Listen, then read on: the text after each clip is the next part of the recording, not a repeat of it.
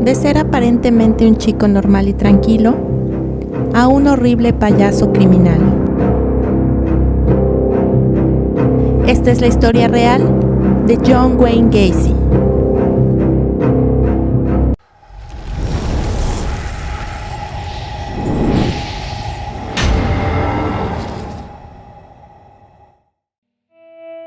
Fue el único varón y el segundo de 3 hijos, de ascendencia polaca y danesa. En la infancia, el pequeño John estaba muy unido a sus 2 hermanas y a su madre, pero era castigado frecuentemente por su padre, un alcohólico que abusaba físicamente de la familia y que solía castigarle con un cinturón de cuero. Tanto en la infancia como en la adolescencia, se esforzaba por hacer que su padre se sintiera orgulloso de él. Pero fueron pocas las veces que ganaba su aceptación. Su padre lo denigraba, llamándole a menudo con numerosos insultos. A los 9 años de edad, un amigo de la familia abusó de él. Cuando tenía 11, se golpeó la frente con un columpio y como consecuencia se le formó un coágulo en el cerebro que pasó desapercibido hasta llegar a los 16, cuando comenzó a sufrir desmayos. Su padre pensó que esos episodios eran un intento por querer dar lástima a los demás y le acusó de estar fingiendo. John Wayne asistió a 4 colegios diferentes, pero acabó abandonando cada uno de ellos y nunca se graduó. A la edad de 20 años, siguiendo órdenes de su padre, dejó su casa y se mudó a Las Vegas, Nevada, donde trabajó en una funeraria durante 3 meses. Allí, sintió por primera vez la necesidad de compartir el lecho con un difunto. Antes de volver a Chicago, se inscribió y se graduó en una escuela de negocios, la cual sí logró finalizar. Poco tiempo después, regresó al domicilio de sus padres. En 1964, se mudó a Springfield, Illinois, para trabajar como vendedor. Allí conoció a su compañera, Marilyn Meyers, con la que se casó en septiembre de 1964. Después de terminar su periodo de aprendiz, ascendió a encargado del departamento. Fue muy activo en organizaciones de Springfield, donde se unió a la organización Jaycees y ascendió a vicepresidente en 1965. En poco tiempo, se mudó a Waterloo, Iowa, donde fue gerente de un restaurante de la cadena KFC, perteneciente a la familia de su esposa. Su primer matrimonio terminó después de ser detenido el 10 de mayo y declarado culpable por abuso de menores. Fue sentenciado a 10 años de prisión, pero después de 18 meses recluido en la penitenciaría estatal de Anamosa, salió en libertad condicional el 18 de junio de 1970 debido a su buen comportamiento. Después de abandonar la cárcel, se mudó nuevamente a Illinois, donde ocultó todos sus registros, hasta que la policía comenzó a investigarlo por crímenes posteriores. Desde que fue sentenciado en 1968, no pudo volver a ver nunca a su primera mujer ni a su hija biológica que había procreado con ella.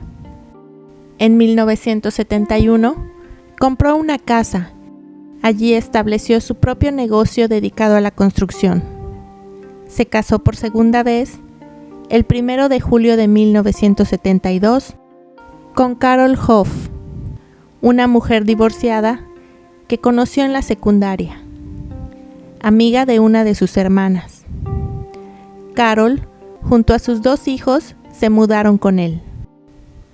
Pasados los años, se convirtió en un importante y respetado miembro activo de un partido de su comunidad, además de crear su propio show como Pogo el payaso, asistiendo a numerosas fiestas infantiles, lo que a él le fascinaba, para poder estar más cerca de niños y jóvenes. Al estar vestido como payaso, ganaba la confianza de la gente y le daba una ventaja al convertirlos en presas fáciles. En junio de 1971, conoció a un joven, Michael Reed, que fue contratado por Gacy para su empresa de construcción, a cambio de alojamiento y mantener relaciones con él. Sin embargo, algo provocó que Gacy le golpeara con un martillo en la cabeza. El chico pudo escapar al día siguiente, pero no se tiene registros de él. El 2 de enero de 1972, recogió a un chico de 15 años, Timothy McCoy. Le arrancó la vida con un arma blanca y lo enterró en el sótano de su casa. Esto causaba malos olores y atraía a moscas a su domicilio. Tras pausar sus actos por más de 3 años, fue hasta el 29 de julio de 1975 que abusó y sofocó a John Botkovich, de tan solo 16 años, mismo que también fue a parar al sótano de la casa. El posterior divorcio de Gacy, debido a que, según dijo la propia Carol Hoff, ya no mantenían relaciones y lo culpaba de serle infiel con otra mujer. John Wayne aceptó el divorcio sin problemas. Esto le permitió estar solo y usar su casa a todas horas para llevar a jóvenes envolviéndolos con engaños, iniciando así una dramática escalada de crímenes a un ritmo de 1 cada 3 o 4 semanas.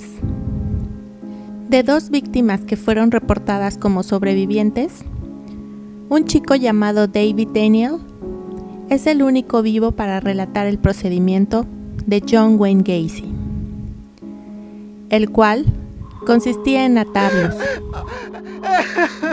torturarlos de diversas formas y, por último, estrangularlos.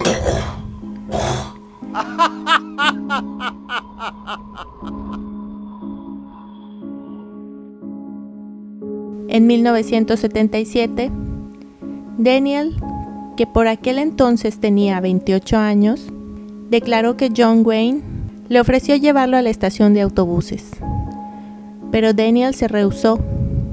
También dijo que Gacy era muy insistente, pidiendo que fuera con él en repetidas ocasiones, e incluso ofreciéndole estupefacientes. En junio de 1978, y tras llevar con engaños a otro joven a su domicilio, después de quitarle la vida, tuvo que abandonar el cuerpo en una zona fluvial, ya que no cabía un cuerpo más en el sótano de su casa. Después de esta fuerte oleada de desapariciones, ninguna sospecha recayó en John Wayne, hasta el 12 de diciembre de 1978, cuando fue investigado después de la desaparición del adolescente de 15 años, Robert Pist, a quien su compañera de trabajo le vio por última vez caminando con John Wayne. Una llamada de alerta y un registro en la casa de John Wayne reveló diversos artículos relacionados con otras desapariciones. Curiosamente, fue arrestado días más tarde por tráfico de sustancias. El 22 de diciembre del mismo año, Gacy acudió a sus abogados y confesó todos sus crímenes. Harto de la constante vigilancia policial, llegó incluso a decir que eran sus escoltas e invitarlos a su casa. Su aprehensión y sus declaraciones. Dijo haber cometido su primer crimen en enero de 1972, cuando al clavar un arma blanca en el cuerpo de un joven y ver cómo brotaban los fluidos, sintió una sensación de excitación. También confesó haberle quitado la vida a 33 individuos más e indicó la ubicación de 29 de los cuerpos a la policía. Estaban enterrados en el sótano de su propiedad, llegando incluso a presentar un plano con la ubicación exacta. Para el día 29 de diciembre del 78, tras 6 días de excavaciones, la policía ya había desenterrado a 27 cuerpos. Las otras 4 víctimas dijo que las había arrojado a un río cercano a su domicilio. Los individuos más jóvenes tenían solo 14 años y el mayor 21. 7 de las víctimas nunca fueron identificadas. Los cuerpos fueron descubiertos desde diciembre del 78 hasta abril del 79, cuando el último cuerpo conocido fue el de Robert Pist, hallado en el río Illinois. El 6 de febrero de 1980 comenzó el juicio de Gacy en Chicago. Se declaró inocente, alegando problemas de orden mental. Sin embargo, su testimonio fue rotundamente rechazado, ya que se le realizaron estudios dando resultados negativos. Es decir, que no tenía ni padecía de problemas mentales. Su abogado argumentó que John tenía lapsos de locura temporal en el momento de cada atentado, pero antes y después recobraba la normalidad para atraer y disponer de más víctimas. En un momento del juicio, la defensa de Gacy intentó afirmar que los 33 desaparecidos fueron defunciones accidentales, como parte de una asfixia erótica, pero el forense del condado demostró con evidencia que estas afirmaciones eran imposibles. Además, Gacy ya había confesado a la policía y era incapaz de suprimir tal evidencia. John Wayne Gacy fue hallado culpable y fue sentenciado a varias cadenas perpetuas y la pena máxima.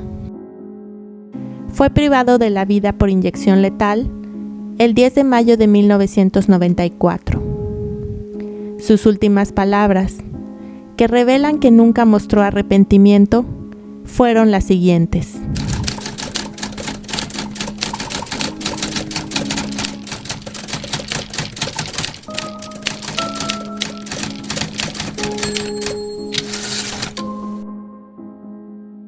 después de su ejecución, el cerebro de Gacy fue extraído.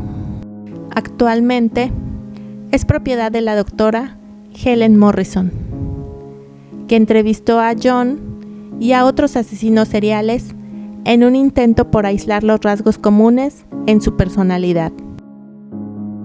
Los abogados de Gacy contrataron a un psiquiatra forense para que examinara el cerebro post-mortem. Los resultados revelaron que no había anormalidades. El especialista afirmó que John no encajaba en ningún perfil psicológico propio de los asesinos en serie, y que probablemente la razón de sus actos no se sabrán jamás.